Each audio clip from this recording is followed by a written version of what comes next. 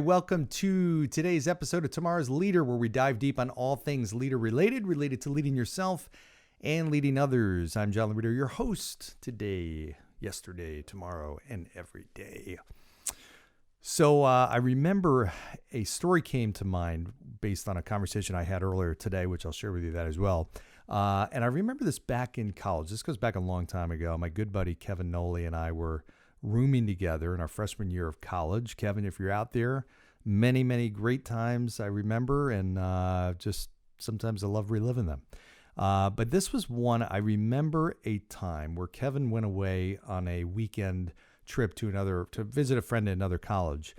And, we're in college, freshman year college, you're at this point, high school, college, where sometimes you have just this banter with friends, which you're kind of, you like to have fun and kind of rib each other and poke at each other, and just, it's all in great fun, and you love everybody. And it's just, it's kind of a fun way to interact. So Kevin and I at that time that was kind of what our, everybody's relationship was at that point. That was kind of just the way you kind of interacted with people.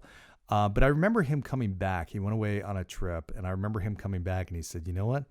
It was kind of the weirdest thing. He said, I got there and I kind of did my normal thing, which was kind of playfully poking fun at somebody about something.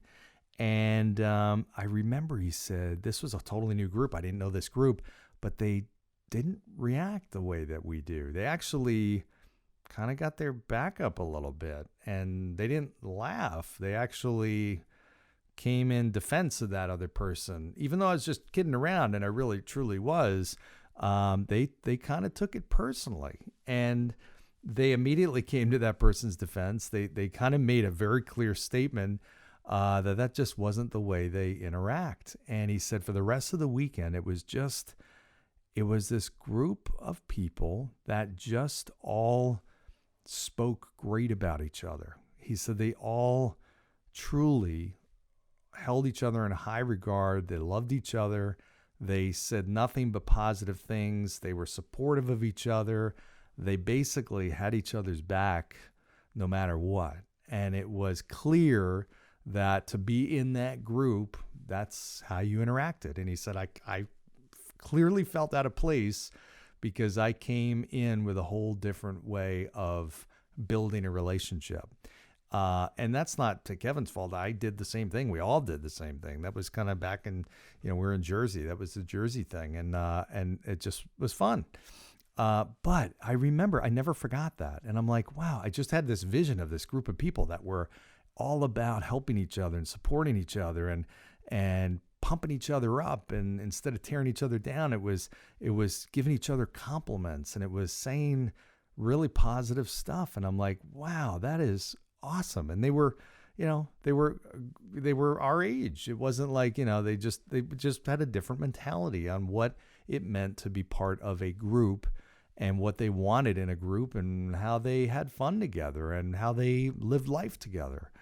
And I just remember that never left my mind for years and years. I'm like, that's pretty amazing. And I think a lot of times, we forget how important that is as we're building organizations. I was reminded of that this morning. I was talking to a good friend of mine, Rob Boley, who is an extremely successful leader running a part of Prudential out in Texas. And he was sharing with me a story about how he said it's really cool. He took over this organization earlier this year, and he's made a huge impact, and he's built a great team, and they're making all kinds of amazing things happen and growing at incredible rates. And he said what's really kind of neat is, he said we do this VIP type of meeting for new potential recruits, where we have all of our leaders kind of take a different piece of our value proposition and explain it and kind of go through things in a group setting. He said, so it's one leader presenting and then the next leader. And he said it almost happened by accident, but the leader that does their presentation, at the end of it, the bio and the picture of the next speaker comes up. So what they started to do was that person would then introduce the other person. And he said, what's really cool is they just started saying all these positive stuff and really pumping up their colleague that was going to speak next. And it was this unintended, incredible thing because they all started doing it. And he said the just whole dynamic there was that this is a team that's really top notch, and they've all got, each, and this was my perspective as he's telling me this. I'm like, that's an incredible team. If I were sitting through this, I'd be like, this is a team I want to be a part of, right? This is a team of people that truly love each other. They respect each other. They have each other's backs. They're not trying to tear each other down. There's no negative competition and, backstabbing. There's trust, there's authenticity, there's transparency. There's just this element of this team that's so wired tight and glued together that I want to be a part of this. I want to get in on this team. And as I was talking to Rob, I'm like, that is beautiful. The fact that he's building this, that's what an A team looks like. That's one of those things that great teams just do better than everybody else. They build this camaraderie amongst the team. Doesn't mean everybody agrees on everything all the time. Doesn't mean everybody has the same personality. Doesn't mean everybody has the same background. Doesn't mean everybody's got the same skill sets. They're all a very different, diverse team, but they still support and respect each other enough so they could stand up in front of the group and give an unbelievable, glowing, positive introduction, and that would almost embarrass the other person because they pumped them up so much. That's, in my mind, the sign of a great team. If I see a sports team and players are talking about each other with admiration and respect, even if they blew a play, that is a team that can weather any kind of storm. They can face any kind of team. They may not win every single game, but in the long run, that is going to be a much more successful team because of that. So think about that, leaders, with your team. Do you have the type of team where everybody, despite differences in opinions, despite different ways of doing things, despite different performance levels, do you have a team that is willing to back each other up? And if not, as a leader, you have to do something about that. You've got to address that. There shouldn't be situations where other leaders or other people of the team are tearing each other down.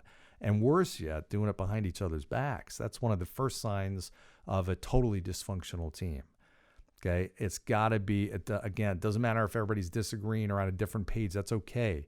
Conflict is good and it's healthy, and you need that. In fact, if you don't have that, that's the sign of a bad team too. But healthy conflict means that when the dust settles and that discussion, disagreement, argument is done, you still have each other's backs because you realize this is a team that's sticking together despite the fact of momentary disagreements. This is a team that's got a long journey ahead of it, and everybody needs to have each other's back and stick together. So I thought that was interesting. I want to give some kudos to my friend Rob, and also just made me remember that story way back when with Kevin. But wow, what a great thing. So think about your communities.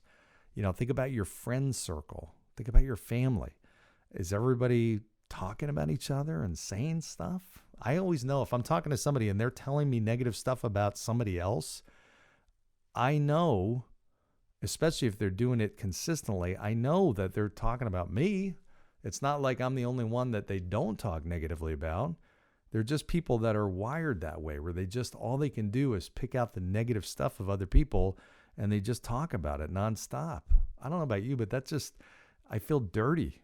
I really do. I feel dirty when I hear that, and I'm part of that. And that's just something to be aware of. You choose who you're going to surround yourself with, and I just naturally assume if that person is the type that's just talking nonstop about other people, I just have to assume that I'm part of a conversation like that I don't know about, that my name is being thrown around in that way because this person probably is not overly selective with who they're talking bad about. So, in any event, again, that's one of those things that great teams do better than others. They just have that type of sense of camaraderie, unity, teamwork that keeps them together. And that's the type of team, trust me, that's the type of team people want to be a part of. So I hope this was helpful. In any event, enjoy your weekend, enjoy your day. I hope you're doing something that fulfills you, that makes you happy, and spending time with the people that you love and that make you better and that you make better. For now, thanks for joining. As always, share, subscribe, like, Give me ideas on things that are keeping you up at night or things that you want to just do better at. I'd love to find great guests who can share some stories as well. So if you know great guests, be sure to let me know and go down below, give 5-star review, and we'll see you next time. Thanks, everybody.